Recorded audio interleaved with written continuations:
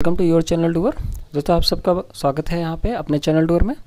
और आज जैसे कि आप सबसे कहा गया था कि इंग्लिश का जो भी मटेरियल है वो आपको यहाँ पे प्रोवाइड किया जाएगा। तो जो स्टडी मटेरियल से जो बच्चे पढ़ रहे हैं तो उनके लिए काफ़ी चीज़ें भी अवेलेबल होंगी, लेकिन ये जो स्लाइड है दोस्तों मैं दिखाने वाला है बहुत ही इंपॉर्टेंट है और ये सारे बच्चों के लिए है और ये बहुत ही आपको काम आने वाली एग्जामिनेशन में, क्योंकि आपको 3 से 5 क्वेश्चन आपके एग्जामिनेशन में केवल इसमें से दिखने वाले हैं। तो टोटल यहाँ पे 515 वन वर्ड सब्स्टिट्यूशन है और इनको कैसे पढ़ना है ये भी मैं आपको बताऊंगा। तो ये आपके लिए बिल्कुल फ्री पीडीएफ है दोस्तों। आपको सिंपली जो हमारा व्हाट्सएप नंबर है 9953703693 उस पर आप हमें मैसेज करिएगा और आपको जैसे जीके की पीडीएफ प्रोवाइड की गई थी वैसे ही आपको ये इंग्लिश वन वर्ड सब्स्टिट्यूशन की पीडीएफ आपको प्रोवाइड कर दी जाएगी। तो दोस्तों इसको पढ़ना कैसे मैं आपको बता देता हूँ। तो दोस्तों आपके पास एग्जामिनेशन में सेंटेंस आएगा अ बिल्डिंग वेयर एनिमल्स आर ब्यूचर्ड। तो उसमें आपके पास ऑप्शन रहेगा एबिटॉयर, एब्डिकेशन, एकॉस्टिक्स, एडेंडम, इस तरह करके आपके पास 4 ऑप्शन वहाँ पे रहेंगे। तो आपको पता रहेगा इसका आंसर, तो आप वहाँ पे इसको टिक कर दोगे। तो ऐसे ही आपको वहाँ से 3 से 5 क्वेश्चन दिखने वाले हैं एग्जामिनेशन में। तो बहुत ही इंपॉर्टेंट है। और वन वर्ड सब्स्टिट्यूशन अब इससे बाहर से नहीं आएगा, क्योंकि यहाँ पे टोटल 515 आपके लिए लाए गए हैं।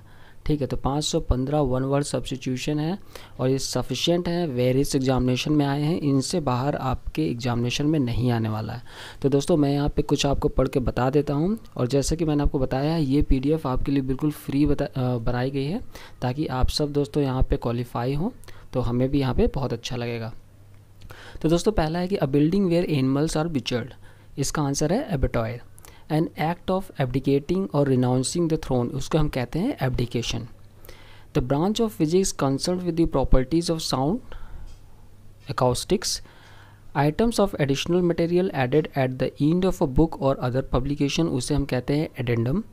अर्जिंग और रिक्वेस्टिंग समवन सोलेमनली और अर्नेस्टली टू डू समथिंग, उसे कहते हैं azure. Indefinite and very long period of time, उसे कहते हैं हम aeon. Sets of principle concern with the nature and appreciation of beauty, इसको हम कहते हैं एस्थेटिक्स। तो दोस्तों ये बहुत ज़्यादा वर्ड आपको लगेंगे, लेकिन इनको पढ़ने का एक ही तरीका है कि ये जो मैं आपको पीडीएफ अवेल करूँगा, इसको आप सिंपली सुबह आप केवल एक बार देखना और डेली देखते जाओगे तो सारे आपको रट आएंगे। ये वही वर्ड होते हैं जो आपके बड़े बड़े एडिटर, जो बहुत अच्छे आपके न्यूज़पेपर होते हैं, उसमें यूज़ करते हैं, क्योंकि वहाँ पे वो लंबा सेंटेंस नहीं लिखते बल्कि इन्हीं वर्ड से ही वो वहाँ पे अपनी लाइन को वहाँ पे दर्शाते हैं। तो इसलिए बहुत इंपॉर्टेंट है इवन आपकी एग्जामिनेशन के लिए और आपकी पर्सनैलिटी डेवलपमेंट के लिए भी। तो जिन बच्चों को इंग्लिश वगैरह में दिक्कत होती है तो दोस्तों ये बहुत ही इंपॉर्टेंट है आपके लिए और अपॉर्चुनिटी है कि एग्जामिनेशन तो आप इससे क्रैक करोगे ही, आपको वहाँ पे क्वेश्चन मिलेगा ही, लेकिन साथ ही साथ आपकी पर्सनैलिटी भी यहाँ पे डेवलप होगी। तो दोस्तों फिर है sets of principle concern with the nature and appreciation of beauty, इसको कहते हैं aesthetics. One who is not sure about God's existence, उसको कहते हैं एग्नेस्टिक। एक्सट्रीम फिजिकल और mental sufferings, agony. Japanese form of self-defense and martial art that uses locks, holds, throws and the opponent's own movements, उसको कहते हैं aikido. Passage between row of seats in a building such as a church or theater, an aircraft or train, उसे कहते हैं acyl. Medieval forerunner of chemistry, उसे कहते हैं alchemy. A story, poem or picture that can be interpreted to reveal a hidden meaning, typically a moral or political, उसे कहते हैं allegory. An annual calendar containing important dates and statistical information such as astronomical data and tide, almond. Noisy arguments or disagreements especially in public, उसको कहते हैं altercation. One who does a thing for pleasure and not as a profession, उसे कहते हैं amateur. One who can use either hand with ease, जो दोनों हाथ use कर सकता है उसको हम लोग ambidextrous कहते हैं. Open to more than one interpretation, not having one obvious meaning, उसे कहते हैं ambiguous. Having mixed feeling or contradictory ideas about something or someone, ambivalent. Impartial advisors to a court of law in a particular case, उसको कहते हैं हम amicus curiae. Partial or total loss of memory, amnesia. A cold-blooded vertebrate animal that is born in water and breathes with gills, उसे कहते हैं amphibian. A person who believes in or tries to bring about a state of lawlessness, anarchist. A state of disorder due to absence or non-recognition of authority or other controlling system, उसे हम कहते हैं anarchy. A person who presents a radio television program anchor. Persons who actively oppose or are hostile to someone or something, antagonist. One who studies the evolution of mankind, anthropologist. Disappointing into an exciting or impressive series of events, anticlimax. Collectible object such as a piece of furniture or work of art that has a high value because of its age and quality is called antique. A place where bees are kept, a collection of beehives is called apiary. Events involving destruction or damage on a catastrophic scale, apocalypse. Highest point in development of something, a climax or culmination, उसे हम कहते हैं apogee. Moral fables, especially one with animals as characters, apology. A person who has changed his faith, apostate. The thing that is added or attached to something larger or more important, appendage. A building containing tanks of live fish of different species is called aquarium. A person appointed by two parties to solve a dispute, arbitrator. Living in trees is called arboreal. Extensive groups of islands, archipelago. A collection of historical documents or records providing information about a place, institution or group of people is called archives. A place of scene of activity, debate or conflict, arena.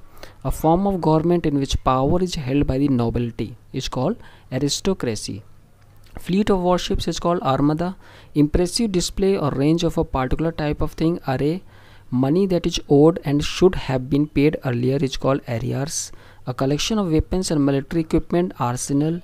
A person who deliberately sets fire to a building, arsonist. One who leads an austere life, ascetic. Attacking on the reputation and integrity of someone or something, aspersion. A person who is trained to travel in a spacecraft is called astronaut. An institution for the care of people who are mentally ill, asylum. One who does not believe in the existence of God, atheist. An action of man making amends for a wrong or injury, atonement. One who makes an official examination of accounts, auditor. A system of government by one person with absolute power is called autocracy. A self-governing country or region is called autonomy. A large cage, building or enclosure for keeping birds is called aviary. A statement or proposition on which an abstractly defined structure is based is called axiom. The person who acts in a recklessly adventurous and often unscrupulous way, especially in business, a pirate, is called buccaneer. A large bundle bound for storage or transport is called bale. Friendly remarks and jokes is called banter. Institutions, places or persons strongly maintaining particular principles, attitudes or activities is called bastion. A group of guns or missiles launchers operated together at one place is called battery. तो दोस्तों इस तरह करके आपके पास बहुत से यहाँ पे वन वर्ड सब्स्टिट्यूशन और इससे बाहर कुछ नहीं आने वाला है, यहाँ सारे ही इकट्ठे कर दिए गए हैं. तो मैं इसको आपको सिंपली दिखा देता हूँ और मैंने आपको बताया कि फ्री पीडीएफ आप कैसे अवेल कर सकते हो.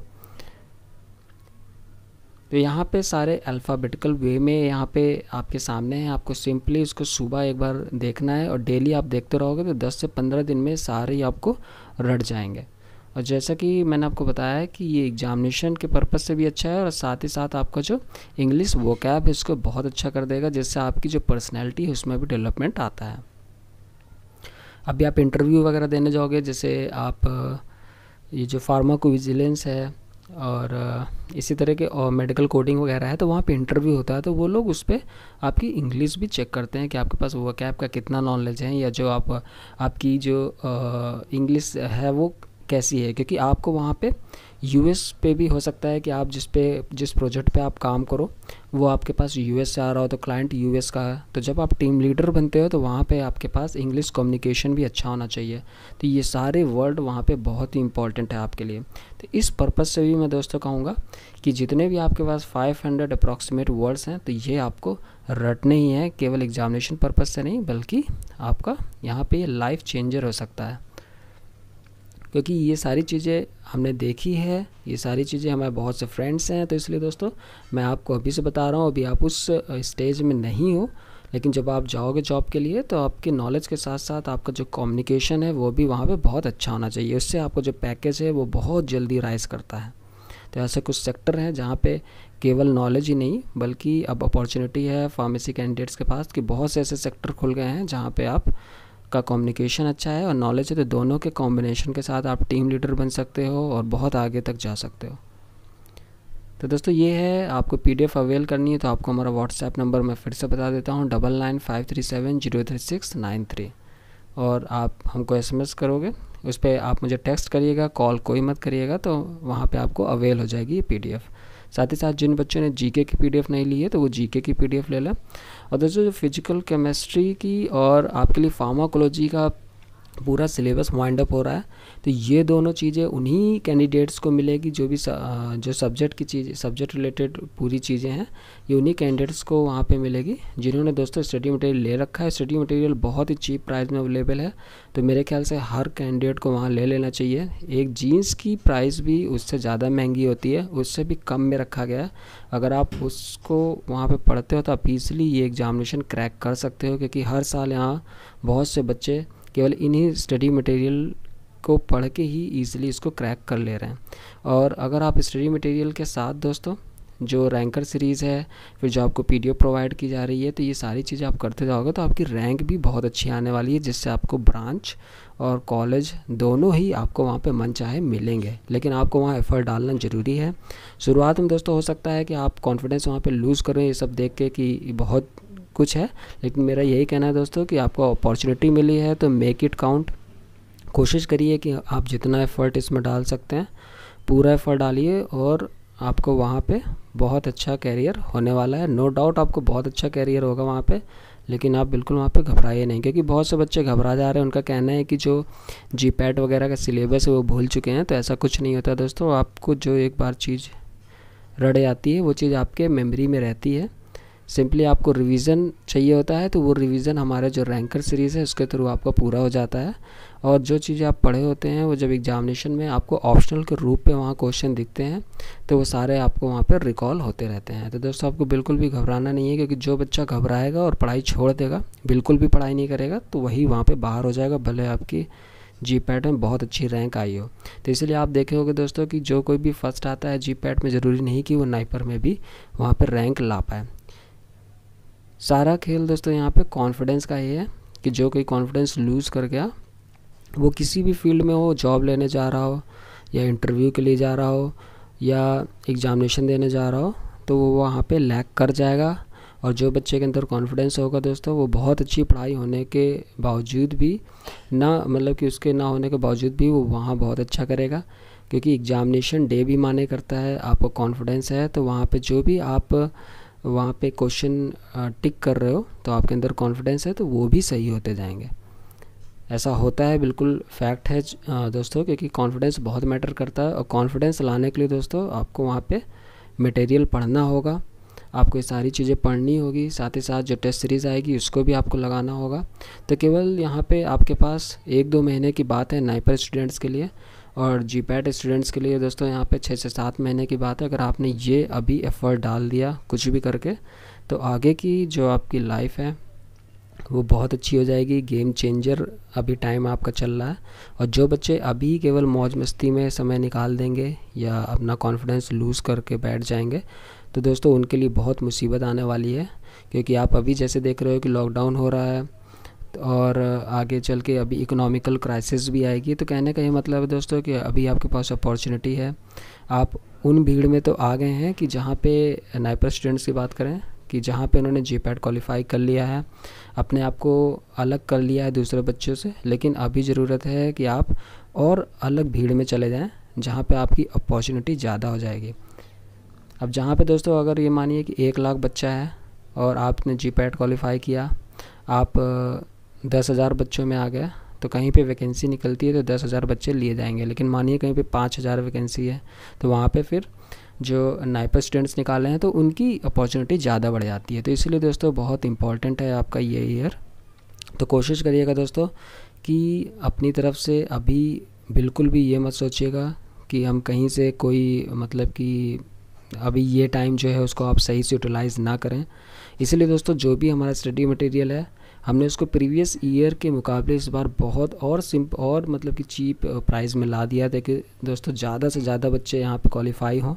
और दोस्तों आप क्वालिफाई करोगे तो बिल्कुल आप हमारा एडवर्टीज़मेंट करोगे, तो हमारा बेनिफिट ये है, हम आपसे बेनिफिट यही चाहते हैं दोस्तों कि आप क्वालिफाई हो। तो यहाँ पे एक तरह का म्यूचुअल रिलेशनशिप है कि हम आपकी हेल्प करेंगे तो आप इनडायरेक्टली आप हमारी भी हेल्प करोगे। जो आपके जूनियर्स आएंगे तो आप उनको भी बताओगे कि प्लेटफॉर्म अच्छा है। तो इसी तरह दोस्तों हमारा केवल यहाँ पे आपसे केवल यही मोटिव है, यही एडवांटेज है। लेकिन आपके लिए दोस्तों ये बहुत इम्पोर्टेंट है लाइफ के लिए, क्योंकि अगर ये चीज़ आपने अभी नहीं की या ये चीज़ आप लैग कर गए तो बात मानिए कि कोई भी वापस आके ये सारी चीज़ें नहीं कर पाता। कहने मतलब आप फोर्थ ईयर से बाहर निकलते हो तो आपके पास बिल्कुल भी टाइम फिर नहीं रहता, आपके पास बहुत सा प्रेशर आ जाता है, घर से भी बहुत प्रेशर आता है। तो दोस्तों ये है आपके पास टोटल 500 अप्रोक्सीमेट आप समझो यहाँ पे, क्योंकि कुछ यहाँ पे 2-3 ऊपर नीचे हो गए हैं उनके नंबरिंग लिखने में। तो आपके पास टोटल ये समझिए कि 510 से 512 ऐसे ही कुछ होंगे। तो ये सारे आपको रटने हैं।